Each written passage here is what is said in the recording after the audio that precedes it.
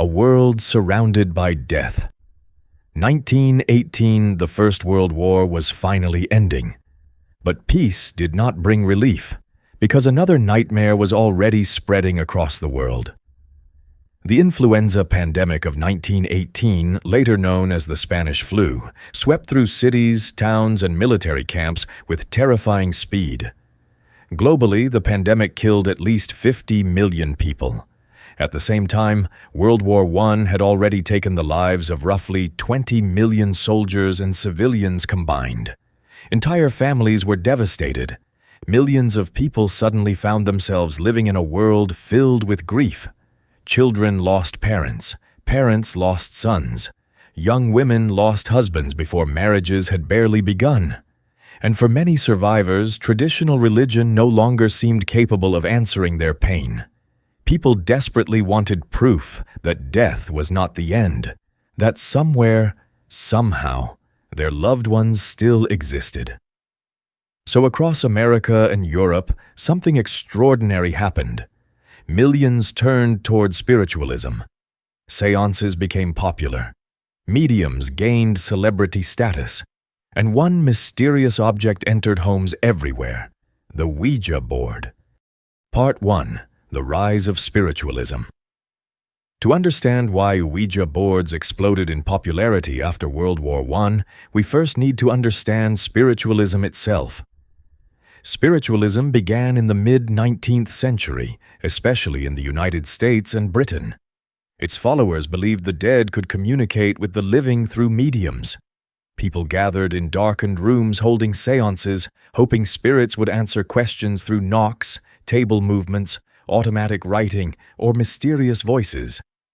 At first, many mainstream religious groups rejected these practices, but spiritualism spread rapidly anyway. Part of the reason was technology. The 19th century introduced inventions that seemed almost magical. Telegraphs carried invisible messages across enormous distances. Telephones transmitted voices through wires. Photography captured images instantly. To many people, communicating with spirits suddenly felt scientifically possible. If invisible signals could travel through the air, why couldn't messages from the dead? By the late 1800s, spiritualism already had millions of followers. But World War I and the flu pandemic transformed it from a niche movement into a cultural phenomenon. Because now, grief existed everywhere. Part 2. Why the Ouija board became so popular. The Ouija board itself actually existed before World War I. It was first commercially introduced in the late 19th century as a kind of parlor game. The board contained letters, numbers, and simple words like yes and no.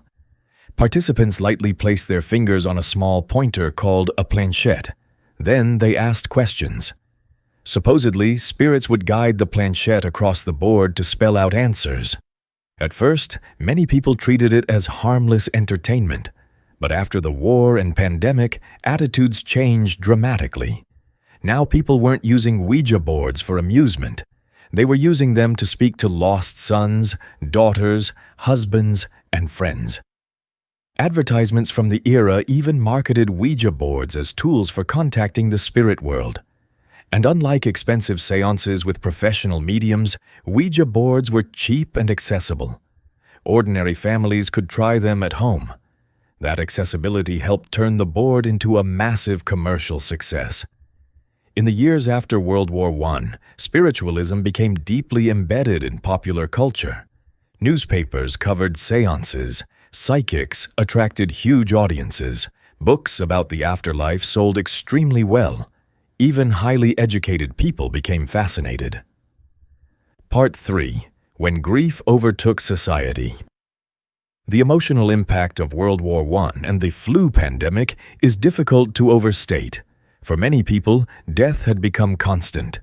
The war introduced industrialized killing on an unprecedented scale.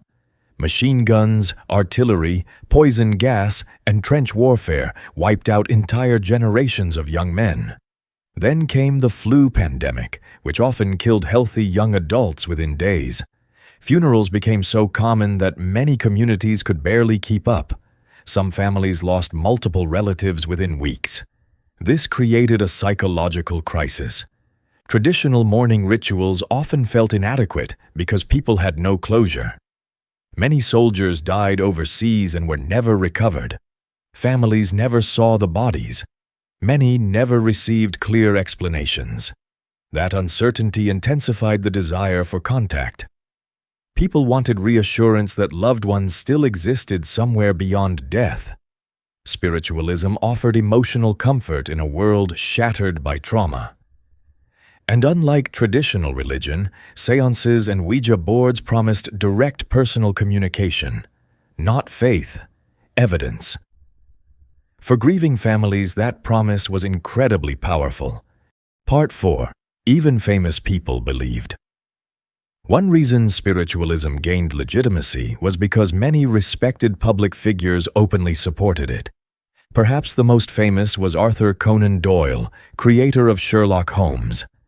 After losing several family members during and after World War I, Doyle became one of the world's most passionate defenders of spiritualism. He traveled internationally, giving lectures about spirit communication and life after death. Doyle sincerely believed mediums possessed genuine supernatural abilities.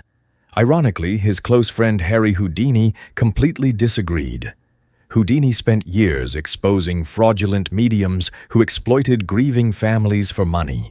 The conflict between Doyle and Houdini became one of the most famous public debates of the era. It symbolized a much larger cultural struggle. Were séances real evidence of life after death, or emotional manipulation during a time of mass grief?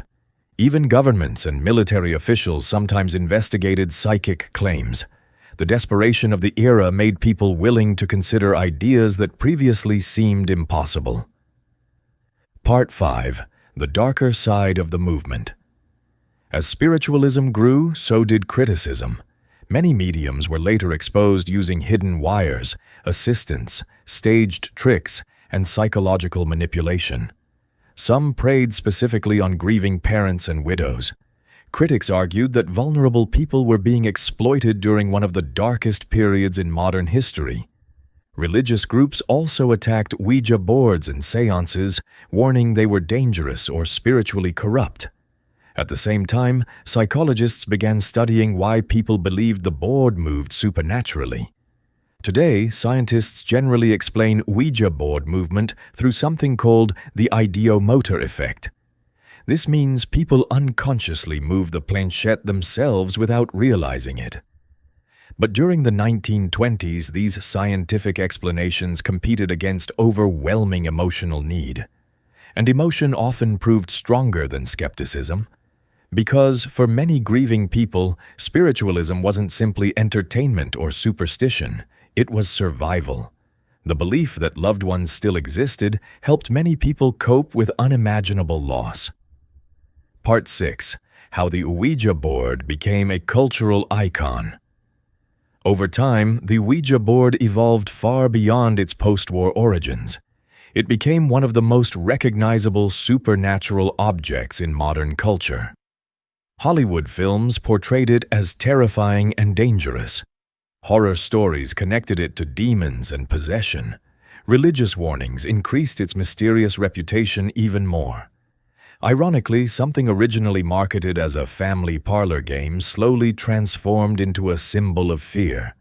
But its popularity after World War I reveals something deeper about human nature. The board itself mattered less than what people hoped it could do. In moments of enormous tragedy, humans searched desperately for meaning. And after World War I and the flu pandemic, millions of people wanted the same thing: to believe death was not the end. A world desperate to hear the dead. The rise of Ouija boards after World War I was not simply a strange fad. It was the emotional aftermath of two global catastrophes colliding at once. War destroyed millions of lives, disease destroyed millions more, and in the silence left behind, people searched desperately for answers. Some found comfort in religion, some turned to science, and others gathered around small wooden boards in dark rooms, hoping for one final message from the people they had lost. Whether spiritualism was real or not, its popularity revealed a painful truth about the early 20th century.